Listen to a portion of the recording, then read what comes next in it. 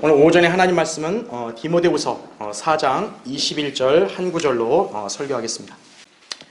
겨울이 되기 전에 오도록 힘쓰라. 유블로와 푸데와 리노와 클라우디아와 모든 형제가 너에게 문안하느니라. 이렇게 나오죠. 여기서 핵심 포인트는 겨울이 되기 전에 오도록 힘쓰라 이거예요. 오늘 설교의 제목은요, 할 수 있을 때 하라 이거예요. 할 수 있을 때 하라. 하나님께서 정하신 자연의 순리에 따라 인생의 계절은 연중 동일하게 반복이 됩니다.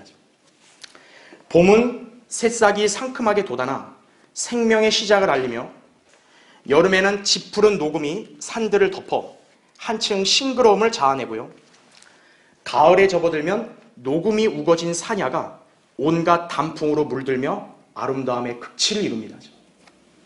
가을의 장관이 멋있잖아요. 그렇죠?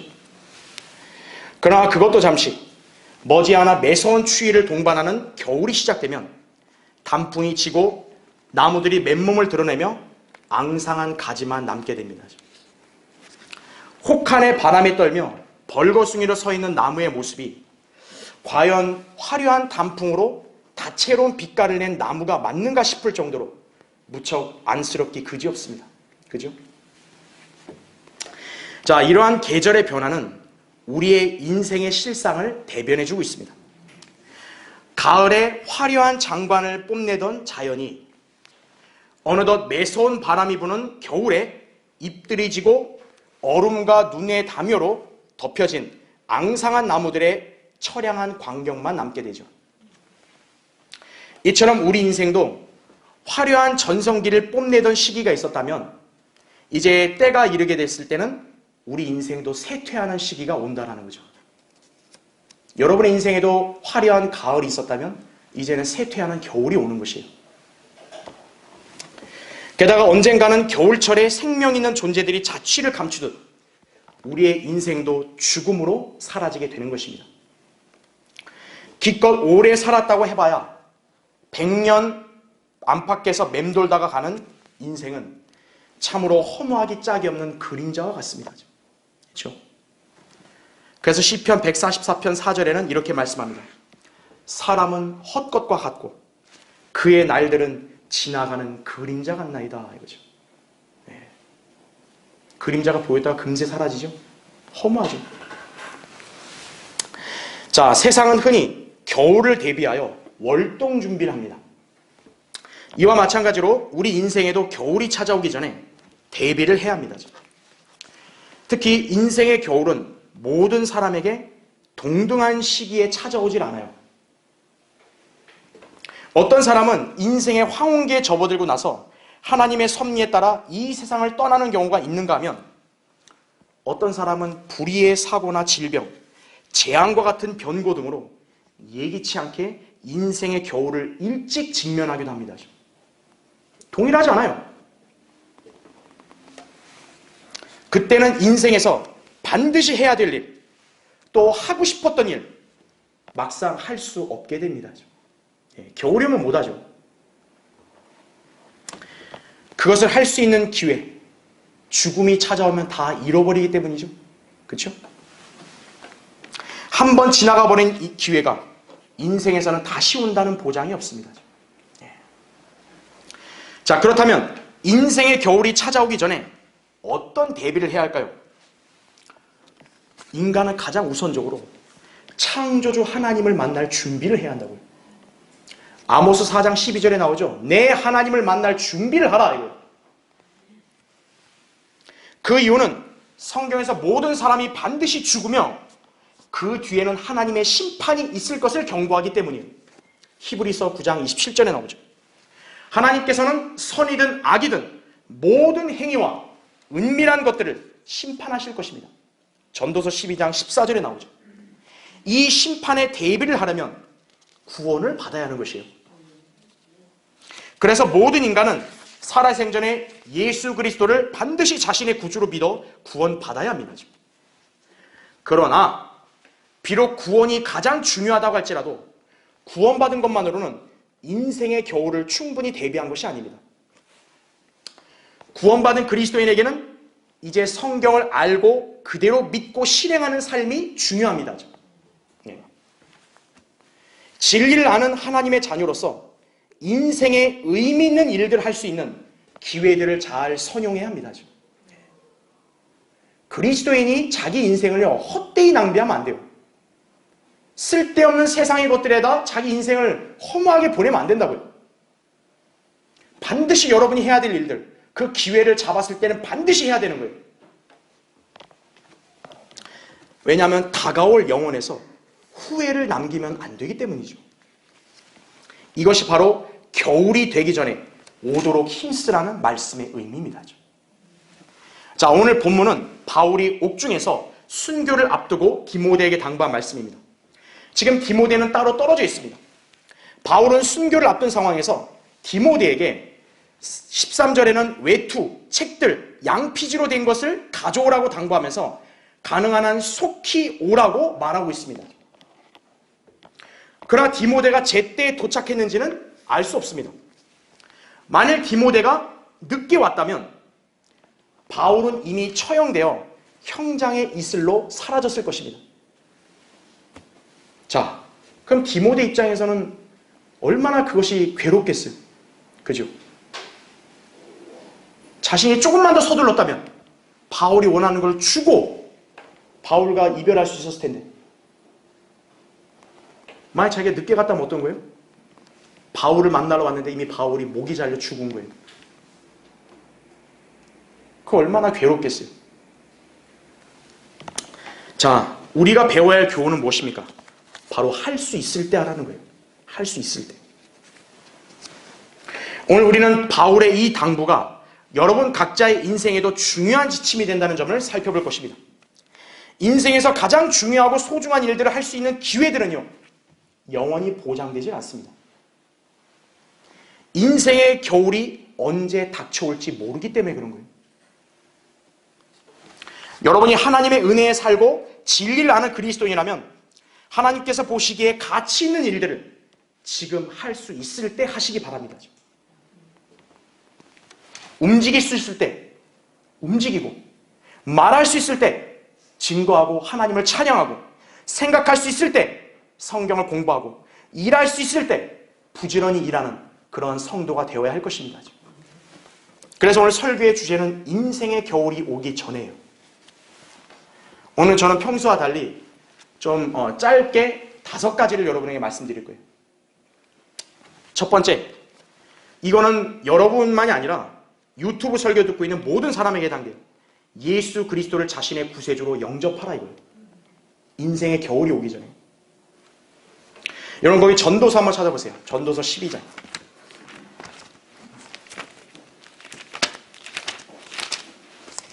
1절을 읽을 때요, 여러분이 잘 듣고 보시기 바랍니다.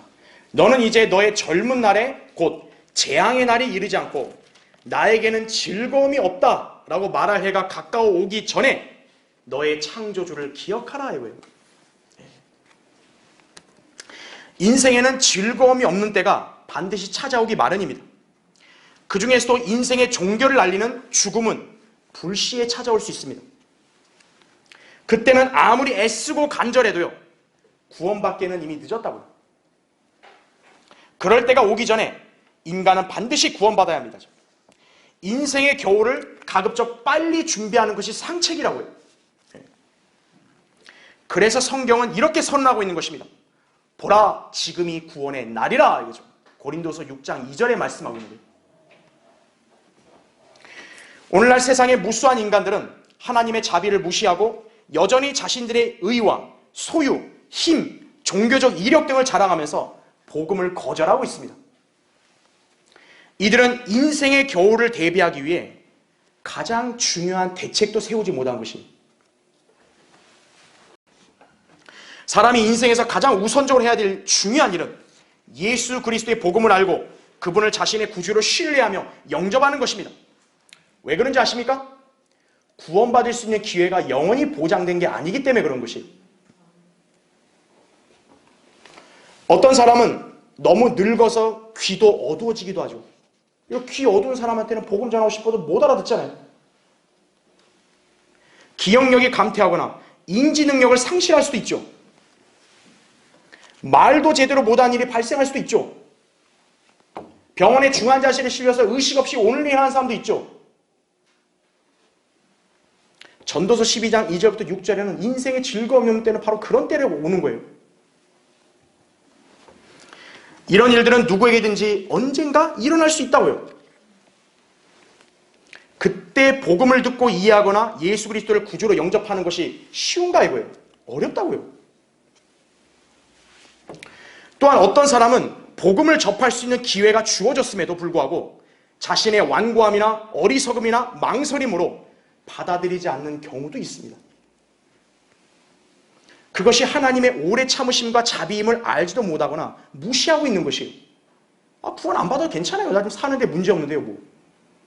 그게 하나님의 자비인 줄을 모르고 착각하는 것이에요. 로마서 2장 4절부터 5절에 나오죠. 그렇죠? 이런 경우에 구원받을 수 있는 기회를 잃어버릴 수도 있습니다. 그런 최악의 상황이 일어나기 전에 반드시 예수 그리스도를 자신의 구주로 영접해야 하는 것입니다. 자, 한평생 신실하게 신앙생활을 했던 한 어머니가 4명의 아들이 지켜보는 가운데요, 임종을 앞두고 있었습니다. 그녀는 마지막으로 사랑하는 아들들을 쳐다보면서 작별 인사를 요구했어요. 첫째, 둘째, 셋째 아들에게 차례로 얘야, 엄마에게 와서 굿나잇 키스를 해다오, 이렇게 말했어요. 이제 미국 서양은 이렇게 인사를 키스로 하잖아요. 이렇게. 그렇죠? 그런데 이 어머니가 막내 아들인 앤디에게는요, 앤디야, 엄마에게 와서 굿바이 키스를 해다오, 이렇게 얘기한 거예요. 여러분 차이점 아세요? 굿나잇과 굿바이? 이 막내 아들이 이상해가지고 어머니, 왜 형들에게는 굿나잇 키스를 하게 하고 나에게는 굿바이 키스를 하라고 한 거예요? 이렇게 물었습니다. 그때 이 어머니가 가슴속에 깊이 묻어뒀던 말을 했습니다. 앤디야, 너희 형들은 이제 머지않아 저 하늘에서 다시 만나게 되지만 너하고는 영원한 이별을 하는구나.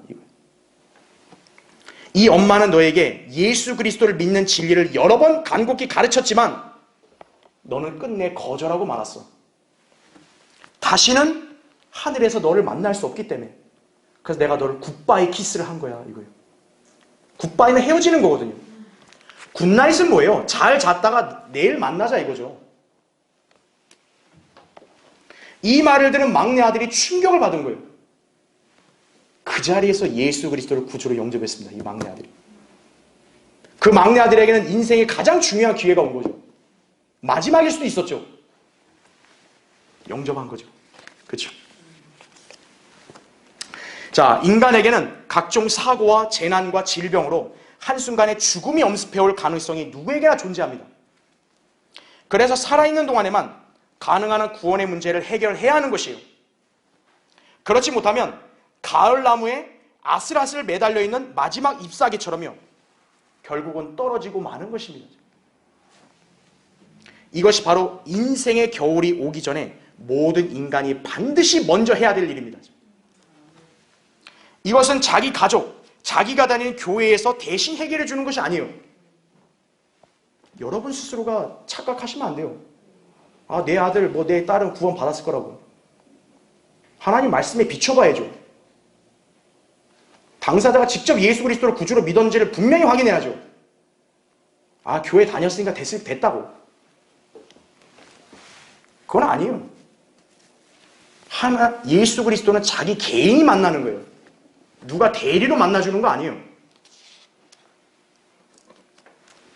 자신이 직접 죄를 회개하고 예수 그리스도께서 자신의 죄들을 구속하시기 위해 십자가에서 피 흘려 죽으시고 3일 만에 부활하신 구주이심을 믿고 입으로 고백해야 구원받는 것입니다. 로마서 10장 9절부터 13절에 나오는 것이. 요한복음 1장 12절에 나오죠. 누구든지 그를 영접한 사람들에게는 하나님의 아들들이 되는 권세를 주셨으니 이거죠. 즉 그의 이름을 믿는 사람들에게니라 이거죠. 절대로 다른 걸 보면 안 된다. 자기 자신이 정말로 예수 그리스도를 내가 인격적으로 나의 구주란 걸 믿었는가 이거예요. 그걸 했다면 그 사람은 인생에 중요한 걸 대비한 것입니다. 유튜브 설교 드신 분들 중에 만약 그걸 제대로 개인적으로 안 했다, 그럼 오늘 하셔야 되는 거예요. 자, 인생의 겨울이 오기 전에 두 번째요, 구원받지 못한 사랑하는 사람들에게 증거하라 이거예요. 증거하라. 예수님께서 가다라 지방에 마귀 들린 자를 고쳐주신 이후에 그 사람이 주님을 따르려 하자 주님께서는 그를 만류하며 이렇게 말씀하셨습니다. 마가복음 5장 19절에는 집에 가서 내 친구들에게 주께서 너를 위하여 얼마나 큰 일들을 행하셨으며 너를 얼마나 가엾게 여기셨는가를 말하라 이렇게 말씀한 거예요.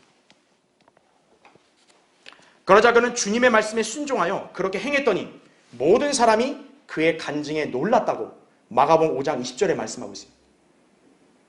예수님께서 그 사람에게 주님을 따르는 것보다 더 먼저 가서 말하라는 것부터 먼저 시킨 거예요. 그는 분명히 자기 친구들뿐만 아니라 자기 집에 있는 가족들에게도 전했을 것입니다. 하나님께서 사랑하는 독생자를 이 땅에 보내셔서 끔찍하게 죽게 하신 목적이 무엇입니까? 바로 죄인들을 사랑하셨기 때문에 그런 거예요.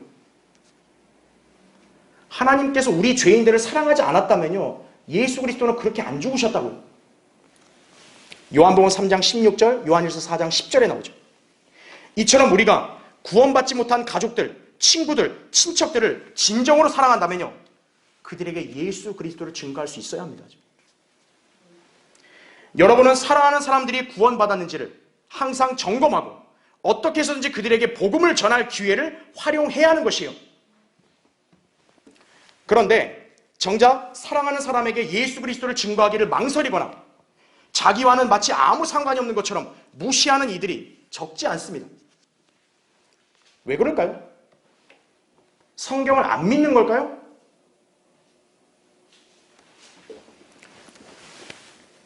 그런 그리스도인들은요, 가족이나 친지를 사랑하지 않기 때문에 그런 거예요. 자기만 하나님의 은혜로 구원받아야 하고 사랑하는 다른 사람들은 끔찍한 형벌을 당해도 무덤덤하고 방관하는 것인가요? 그러면서 사랑한다는 말 함부로 하면 안 되죠. 우리 말씀보존학교에서 출간된 그리스도인의 성장 8단계라는 만화책자에는요, 제4장 사랑편이 있어요. 거기에는 빌리라는 타락한 남자애가 등장합니다. 이 아이의 엄마는요, 술집에서 남자를 꿰어가지고 음란한 짓을 벌이고 있었어요. 그러니까 이 엄마는 남자가 그때부터 바뀌는 거예요. 그러니까 빌리가 자기 엄마를 봤을 때 얼마나 경멸하겠어요. 구역질 난다고 말한 거예요. 자, 그런 가정에서 난 애가 뭐 온전할 수 있겠습니까? 그렇죠? 그러니까 결국 탈선을 한 거죠. 그래서 하루는 자기 친구와 함께 어떤 사람을 기습 공격을 해가지고요, 그 사람을 상처나게 하고 돈을 뺏어가라고 그런 거예요. 자, 그런데 놀라운 광경이 있습니다. 이 공격을 당한 사람이 웬일인지 웃으면서요, 기다려봐, 야, 돈 여기 있으니까 너 돈 더 가져가라고 돈을 주는 거예요. 오히려 빌리는 그 사람을 보고 순간 미쳤다고 생각을 했는데요, 그 사람은 다름 아닌 그리스도인이었던 거예요. 나는 너를 미워하지 않는다. 야, 돈 필요하면 가져가라. 빌리는 이해를 못하는 거죠. 왜 이렇게까지 하냐고. 왜냐? 나는 하나님의 사랑을 받은 사람이기 때문에. 그래서 나는 너를 원수로 미워하지 않는다. 그 빌리가 호기심과 이렇게 궁금해가지고 물어보니까 그 그리스도인이 그 빌리에게 복음을 전한 것이, 빌리와 그 친구는요, 그 자리에서 예수 그리스도를 영접하고 구원받은 거예요. 그러자 빌리는 너무 기뻐서요, 집에 가자마자 엄마에게 엄마 나 구원받았어요 이렇게 얘기한 거예요. 근데 그 엄마와 외도하고 있는 그 남자가 시끄럽다고 하면서 그를 폭행을 한 거예요. 경찰이 출동을 했습니다. 경찰이 빌리에게 물어요. 이 남자가 너 어쨌든 너한테 폭력을 행사했으니까 고소하겠냐고. 그랬더니 빌리가 고소 안 합니다. 그러면서 하는 말이 그 사람에게도 예수 그리스도가 필요하기 때문이에요. 빌리가 변화됐죠. 그 다음으로 빌리는요, 이렇게 주님을 위해서 기꺼이 참고 집안일도 돕고 이렇게 아주 건전한 삶을 사는 것이, 그 광경을 본 엄마가 대체 이게 무슨 일이 일어난 것인가 어리둥절한 거예요. 우리 애가 미쳤나? 빌리는 그런 엄마를 보면서 난 엄마를 사랑해요 그렇게 얘기하고 그녀에게 복음을 전한 것입니다. 그러자 그녀는 하나님께 회개하면서요, 자기 아들처럼 자기도 진정한 사랑을 알게 해달라고 그렇게 기도하고 예수님을 자신의 구주로 믿어서 구원받게 된 것이에요. 그 엄마도. 그게 사랑입니다. 진정한 사랑. 왜 여러분이 빨리 복음을 그들에게 전해야 합니까? 사랑하는 가족이나 친지가 항상 여러분 옆에 있지 않기 때문이에요. 여러분이 꾸물거리는 사이에 만약 사랑하는 사람에게 변고가 생겨 죽음을 당했다면요, 그때는 다시 복음을 전할 기회가 오질 않습니다. 그런가 하면 그들이 의식을 잃거나 생사의 기로에 있거나 갑작스럽게 연락이 두절된다. 그럼 어떻게 그들에게 복음을 전하시겠어요? 하고 싶어도 못하죠. 결국 우리의 게으름, 방관으로 인해서 그들이 구원받지 못하여 나중에 백보자 심판에서 끔찍한 모습으로 나타난다면요, 여러분은 그 광경을 자신 있게 볼 수 있습니까? 그래서 성경은 우리가요, 백보자 심판에서 눈물을 흘린다고 예고하고 있습니다. 계시록 21장 4절에. 왜죠? 후에 눈물을 흘리는 거예요. 벌레 같은 모습으로 자기 사랑하는 구원받지 않은 가족들이 그 지옥에서 나와서 불못으로 들어가는 모습을 볼 때 그때 눈물을 흘리는 거예요. 그때는 이미 늦었어요. 심판주 하나님 앞에서 정말 내 사랑하는 내 가족이 누군데 살려달라고. 안 돼요, 그때는. 여러분은 지금 사랑하는 사람이 주변에 있습니까? 그들이 구원받지 않았거나 아니면 구원받았는지 확신이 서지 않습니까? 여러분의 생각으로 어림짐작하지 마시고 하나님의 말씀에 비춰 그들이 구원받지 않았다면 얼른 예수 그리스도를 증거할 기회를 찾아서 활용하십시오. 그 기회는 영원히 보장되는 게 아니에요. 언젠가는 사라질 것이에요. 아무리 그때는 전하고 싶어도 전하지 못하게 되고요, 영원토록 후회와 슬픔이 남을 수도 있음을 알아야 합니다. 오늘 여기 있는 빌리처럼 그 기회를 활용해서 복음을 전해야 한다. 인생의 겨울이 오기 전에 세 번째로 성경을 부지런히 읽고 공부하라 이거예요. 구원받은 그리스도인은 이제 진리의 지식에 이르러야 합니다. 디모데전서 2장 4절에 나오죠. 진리의 지식은 다름 아닌 성경의 말씀입니다. 성경은 영적인 양식이에요. 그래서 성도는 성경을 읽고 묵상하며 공부하고 실행해야 합니다. 성경은 그리스도인이 단기간 공부하는 거 아니에요. 신명기 17장 20절에는 평생 동안 읽으라 했어요. 평생 동안. 꾸준히 공부해야 합니다. 이것은 성경에서 우리에게 주신 명령입니다. 내가 진리의 말씀을 올바로 나누어 자신이 하나님 앞에 부끄럽지 않은 일꾼으로 인정받도록 공부하라 이렇게 말씀하는 거예요. 그리스도인의 인생은 더 이상 자신의 것이 아닙니다. 이제는 하나님의 계획 안에서 그분의 뜻에 따라 살아야 합니다. 그래서 그리스도인은 자신을 향한 하나님의 뜻을 인지해야 하는데 이를 위해서 헌신을 해야 되고요, 그리고 성경을 공부함으로써 하나님의 뜻을 알고 순종하여 그분을 향한 사랑과 신실함을 보일 수 있어야 한다 이거죠. 로마서 12장 1절 2절 이렇게 나와요. 그러므로 형제들아, 내가 하나님의 모든 자비하심으로 너희에게 권고하노니 너희 몸을 하나님께서 기뻐하시는 거룩한 산 제물로 드리라 이거죠. 이것이 너희가 드릴 합당한 예배니라 이거죠. 너희는 이 세상과 일치하지 말고 너희 마음을 새롭게 함으로써 변화를 받아 하나님의 선하시고 기뻐하시고 온전하신 뜻이 무엇인지 입증하도록 하라 이렇게 말씀하는 거예요. 여러분에게 하나님께서 인생을 살게 하신 것은 이렇게 살라고 주신 거예요. 제가 얘기하는 성경이라면 당연히 변개되지 않은 바른 성경, 한글 킹제임스 성경이어야 합니다. 왜냐하면 성경에서 하나님의 말씀은 순수한 말씀드림을 증거하기 때문입니다. 시편 12편 6절, 베드로전서 2장 2절에 순수해야 된다 이게 말씀이. 그러니까 변개되면 안 되는 거예요. 여러분이 왜 바른 성경을 지니고 이 성경대로 믿고 진리의 말씀을 배우며 실행하는 신앙생활이 그토록 소중한지를 알 수 있는 것입니다. 하나님께서 여러분에게 귀한 성경을 줬다면요, 여러분 그 성경에 여러분의 인생을 써야 되는 것이. 사람은 누구나 한 번뿐인 인생의 성공을 염원합니다. 여러분, 누구나 실패한 인생 살기 원치 않잖아요. 성공하는 인생 살고 싶잖아요. 그러나 성공에 대한 세상 사람들의 관점과 그리스도인의 관점은 판이하게 다릅니다.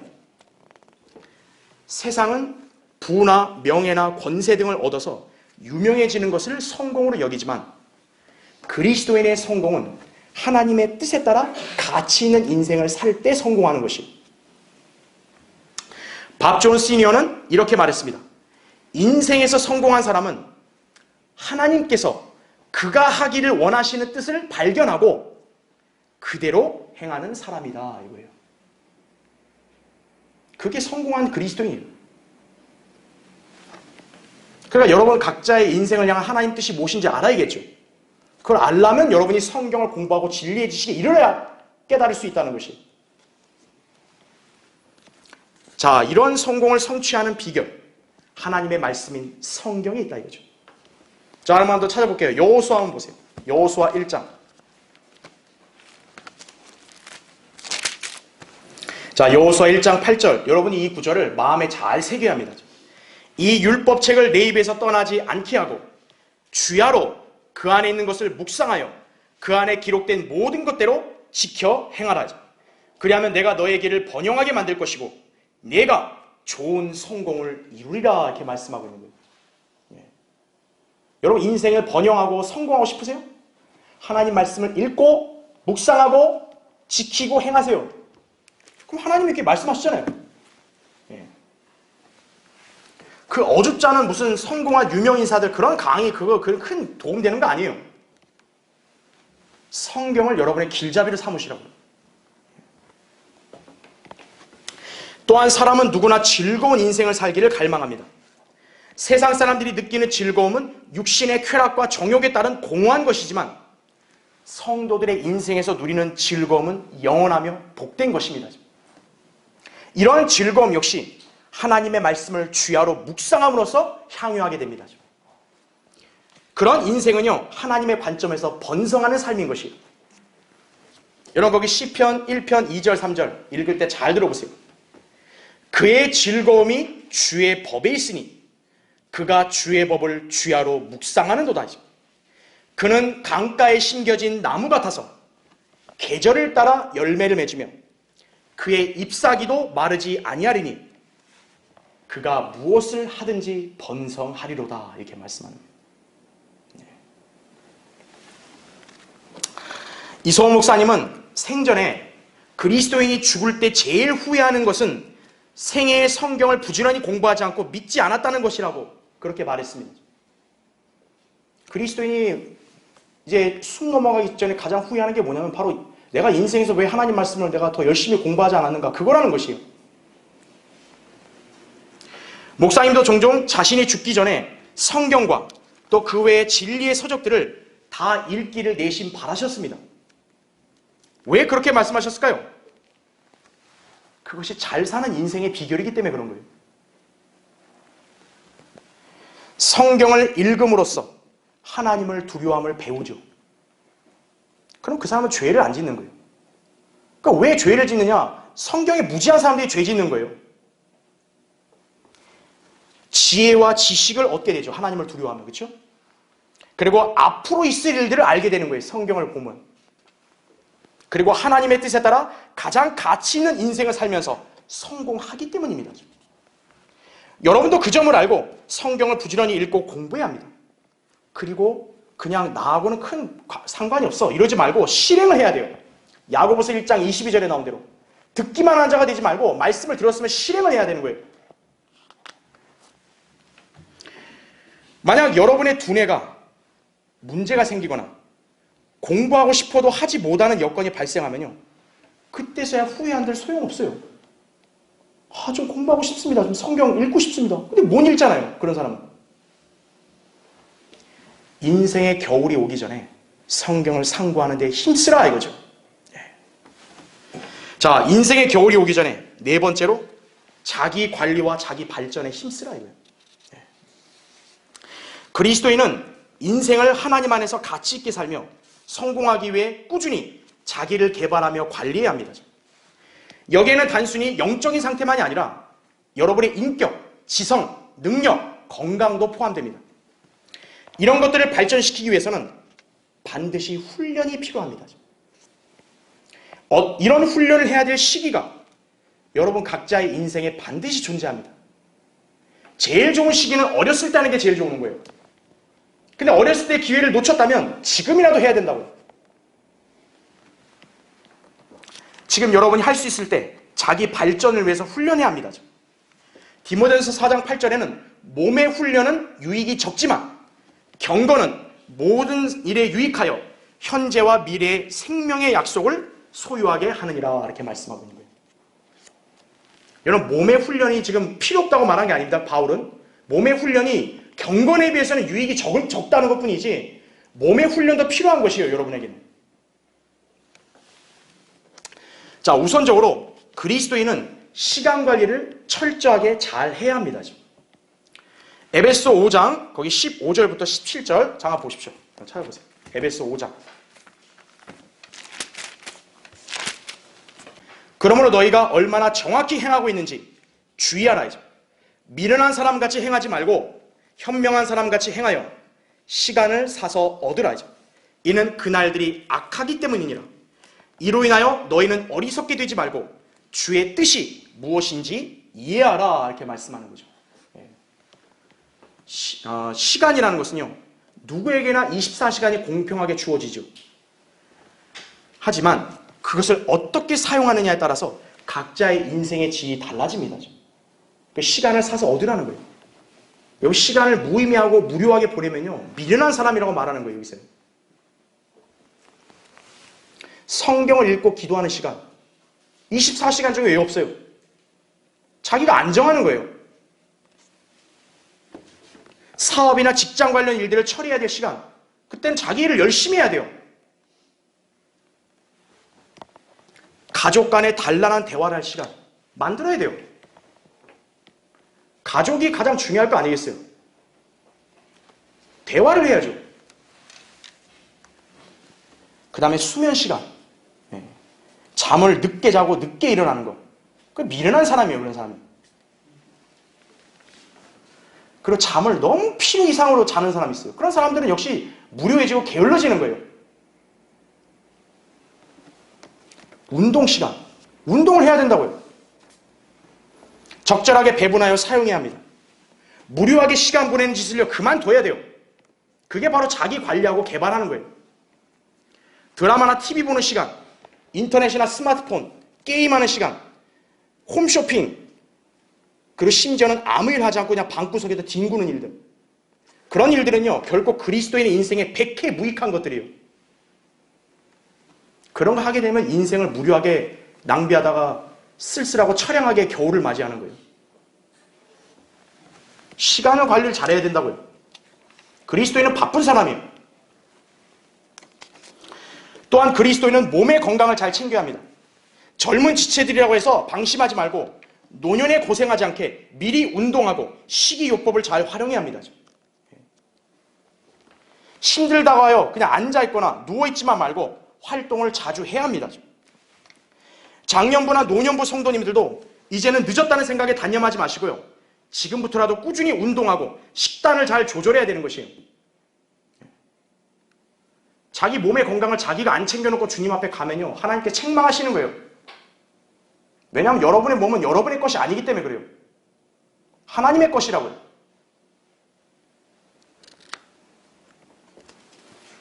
너무 필요 이상으로 과로하려고 하면 안 돼요. 어떤 사람은 막 별의별 일까지 너무 막 신경을 쓰고 거기다 시간을 다 보내는 거예요. 그러니까 잠도 제대로 못 자죠. 피곤하니까 성경도 제대로 읽기 어렵죠. 그러니까 가족끼리도 제대로 화목하게 대화도 못하죠. 때로는 적절하게 휴식을 취해서 신경을 안정되게 하고요. 다만 그렇다 너무 들어눕기만 하면 안 된다고. 어떤 사람은 휴식 취한다고 너무 들어눕기만 해요. 그냥. 그러면 안 돼요. 가족 구성원들 중에서 너무 들어눕기만 하는 사람이 있으면 강제로도 깨워야 돼요. 나와서 너 운동하라고. 육체적인 활동에 시간을 투자해야 합니다.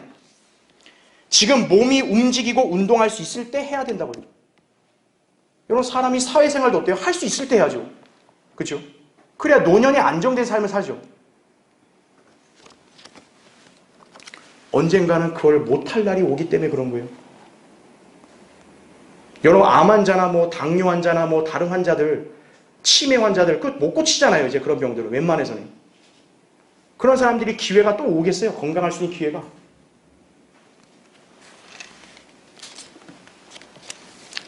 그리스도인이 자기 몸 관리를 하지 못해서요.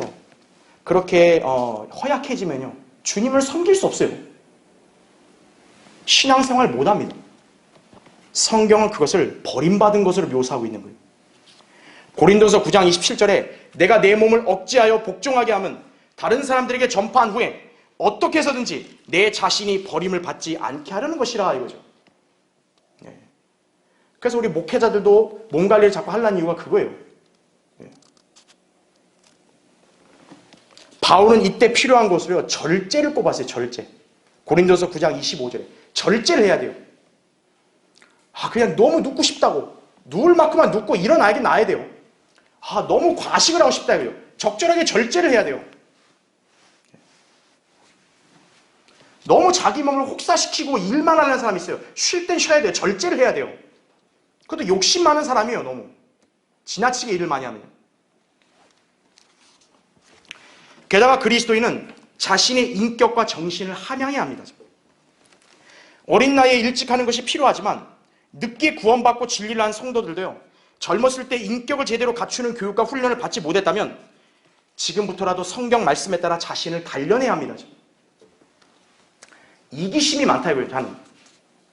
또는 나는 탐심이 있다 이거죠. 나는 남들보다 인내가 부족해서 막 화를 잘 낸다 이거죠.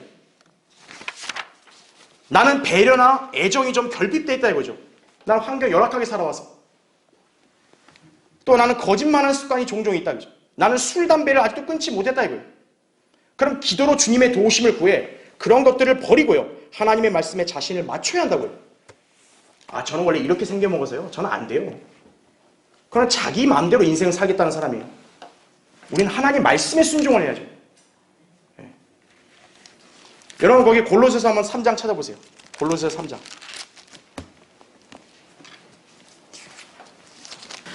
골로새서 3장 거기 8절 한번 보세요. 이제는 너희가 이 모든 것, 즉 분노와 성냄과 악의와 하나님을 모독하는 것과 너희 입에서 나오는 추잡한 말을 벗어버리라 이거예요. 그 다음에 여러분 거기 12절 한번 보세요. 그러므로 너희는 하나님의 택함을 받은 거룩하고 사랑받는 자로서 자비로운 마음과 친절과 마음의 겸손과 온유와 오래 참음으로 옷 입으라죠. 만일 어떤 사람이 누구에게 불평이 있으면 서로 용납하고 서로 용서하기를 마치 그리스도께서 너희를 용서하신 것 같이 너희도 그리하라. 이 모든 것 위에 사랑을 더하라. 이것이 온전함의 띠니라 이거죠. 그리스도인은 이런 주님의 성품을 힘입으려고 자기를 철저히 개발을 해야 된다고요.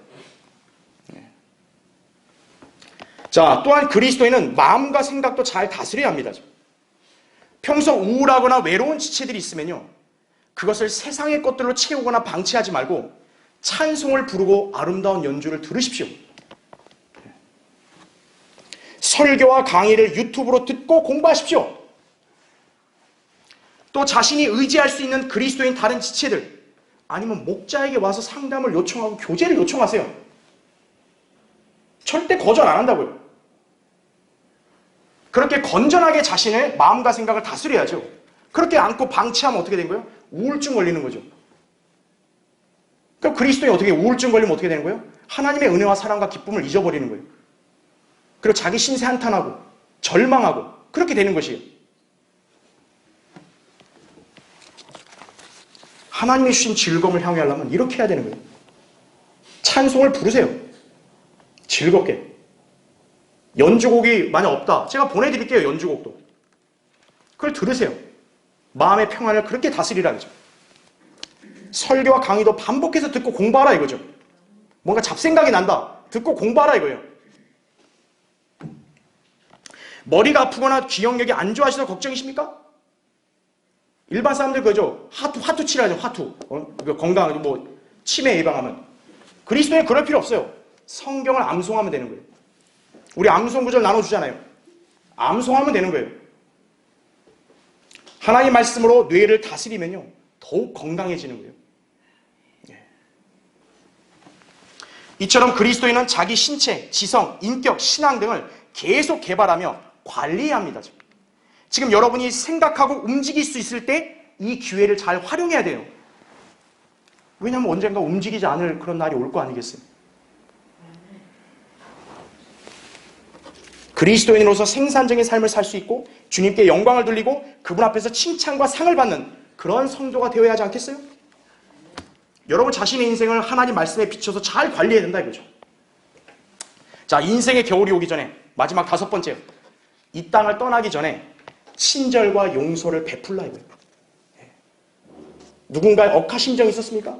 미움이 있었습니까? 그걸 지금 버릴 수 있을 때 버리세요.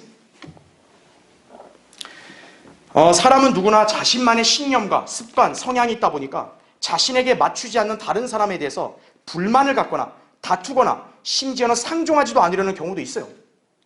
인간은 누구나 연약한 거예요. 사회생활에만 그러냐? 아니에요. 가정에서도 그런 일이 많다고요. 그리고 교회에서도 이런 일이 일어날 수도 있어요. 특히 육신적인 교회일수록 이런 일들은 비일비재하다 이거죠. 우리 육신의 본성은 다 악한 거예요. 그러나 성경은 무엇이라고 말씀하십니까? 에베소서 4장 31절 32절 이렇게 나와요. 모든 신랄함과 분개와 분노와 고함 지르는 것과 욕설을 모든 악의와 함께 너희로부터 버리라 이거예요. 너희는 서로 친절하고 다정다감하며 서로 용서하되 하나님께서 그리스도를 위하여 너희를 용서하신 것 같이 하라 이거예요. 믿거나 싫으면 어때요? 막 짜증이 나고 화도 나잖아요. 근데 그런 거 버리라 이거예요. 친절하고 다정다감하라 이거예요. 우리 그리스도인에게 주신 명령입니다. 하나님께서는 우리 악한 죄인들을 예수 그리스도를 위해서 용서해 주셨어요. 그 사랑으로 인해 우리가 구원받아서 하나님의 자녀들이 되었죠. 그런데 하나님의 자녀들이라고 하면서요, 우리가 이런 위대한 사랑과 용서를 조금이라도 실천하지 못한다면 어떻게 그 사람이 하나님의 사랑과 은혜를 아는 사람이겠어요? 그렇죠? 그리스도인은 자기 중심적으로 인생을 사는 사람이 아닙니다. 어떤 사람은 자신의 본성이 무뚝뚝하고 직설적이며 주변을 돌아볼 줄 모른다는 핑계로 본의 아니게 다른 사람들을 속상하게 할 때가 있어요.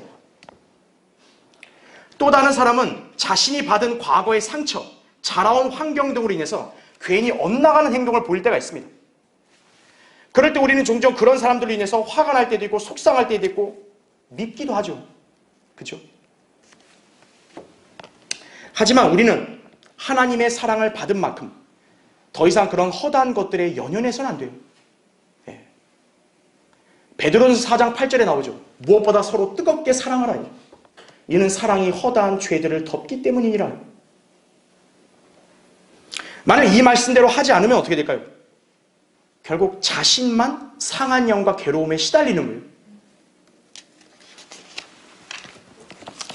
혹시 부모에게 섭섭함과 원망, 불만이 있어서 냉대했다든지 불효를 저지른 분들이 있다면요, 할 수 있을 때 지금 효도해야 돼요. 남편 혹은 아내의 이기적인 행동, 무례한 요구, 거친 언사 등으로 상처를 받아서 사랑은커녕 미워하는 감정이 있다면요, 이제는 다 씻어내고 합당한 애정과 사랑을 줘야 된다 이거죠. 부모로서 자녀를 올바로 훈육하지 못해 자기 식대로 다뤘다가요, 아니면 또 방치했다면요, 이제는 자녀에게 따뜻하게 다가가 대화를 시도하면서요, 자녀의 마음을 열 때까지 인내해야 되는 거예요.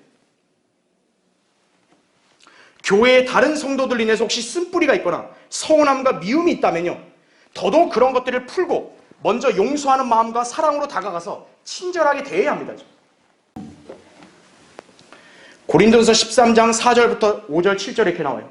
사랑은 오래 참고 친절하며 사랑은 시기하지 아니하고 사랑은 자랑하지 아니하며 교만하지 아니하고 무례하게 행하지 아니하며 자신의 유익을 추구하지 아니하고 급히 성내지 아니하며 악을 생각하지 아니하고 모든 것을 참으며 모든 것을 믿고 모든 것을 바라며 모든 것을 견뎌내느니라 이거예요. 왜 우리가 이런 사랑을 해야 되죠? 인생의 겨울이 닥쳐오면요, 하고 싶어도 못하기 때문에 그래요. 여러분 일반 사람들도 그렇잖아요. 장례가 발생하면 유가족들이 어때요? 있을 때 잘해줄 걸. 좀 말도 따뜻하게 해줄 걸. 밥 한 끼 더 챙겨줄 걸. 그러면 생각해봐야죠. 그럼 왜 진작에 안 했냐고, 그때는요. 그러니까 그걸 아쉬워하는 미신적인 사람들은 어떤 거예요? 그 시체 앞에다가 밥 차려놓은 거예요. 이거 저승 갈 때 이거라도 먹으라고. 뭐 죽은 사람이 뭘 먹어요, 그거를. 그게 자기 만족이죠, 그게.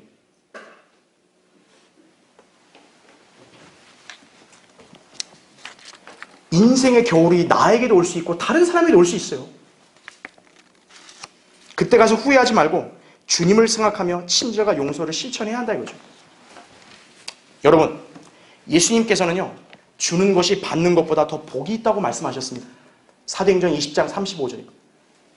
여기에는 여러 가지 것들이 있겠지만 사랑과 친절이야말로 남에게 받는 것보다 주는 사람이 더 훌륭하고 행복한 삶을 영위하는 것이, 그리고 주님께서는 그런 사람을 더 사랑하시고 더 풍성한 복과 위로를 주시는 거예요. 자, 이것은 이 땅에 있을 때만 누릴 수 있는 기회예요. 여러분, 떠날 때 그런 미움과 다툼과 괴로움만 안고 간다면요, 그것이 어떻게 좋은 덕이겠어요? 빨리 터는 게 낫죠, 그냥. 그게 안 되면 주님께 기도해야죠. 저에게 용서하는 마음, 또 제가 아직 부족한데 친절함과 사랑을 보일 수 있게, 제가 그렇게 살 수 있게 도와달라고. 여러분의 인생에서 이 좋은 기회를 놓치는 안타까움과 후회가 없기를 바랍니다. 자, 결론적으로 사도 바울이 디모데에게 겨울이 되기 전에 오도록 힘쓰라고 당부했던 것은 겨울로 인해서요, 지중해를 항해하는 것이 매우 위험하고 때로는 항해 자체가 불가능해지기 때문이에요. 그래서 바울이 디모데에게 겨울이 되기 전에 오라고 한 거예요. 만약 디모데가 바울의 이런 당부를 전달받아 이미 겨울이 되었다든지요, 늦게 전달받아 겨울이 됐다든지, 아니면 우물쭈물하거나 망설이다가 바울이 처형되고 나서 도착했다든지 하면요, 여러분, 디모데 입장에서는 그게 평생의 후회와 괴로움은 남지 않겠어요? 트라우마로 남지 않겠어요?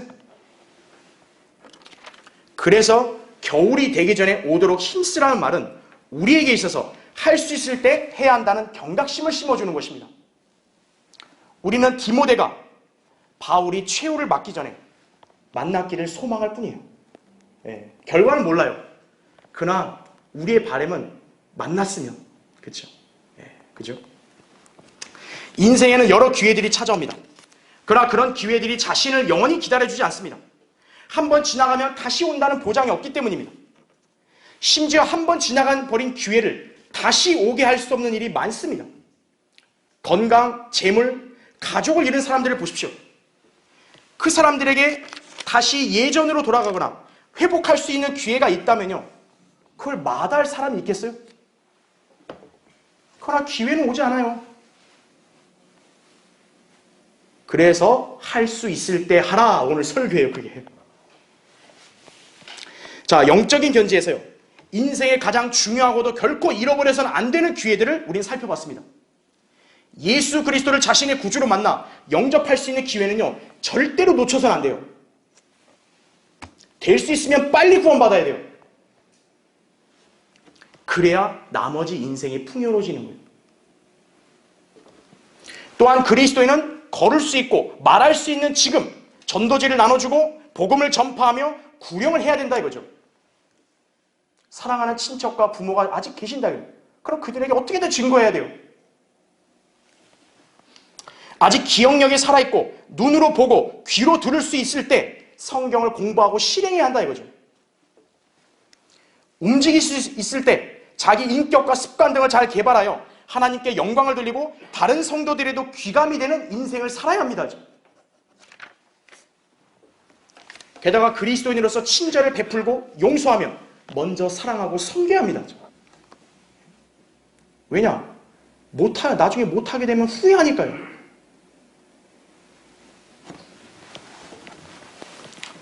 후회와 슬픔을 남기지 않으려면 겨울이 되기 전에 오도록 힘쓰라. 네, 이 말씀을 기억하세요. 저는 여러분이 한 번뿐인 이 인생을 후회 없이 감사와 만족으로 살기를 기원하면서 겨울이 되기 전에 여러분 오도록 힘쓰시기 바랍니다. 자, 기도하겠습니다.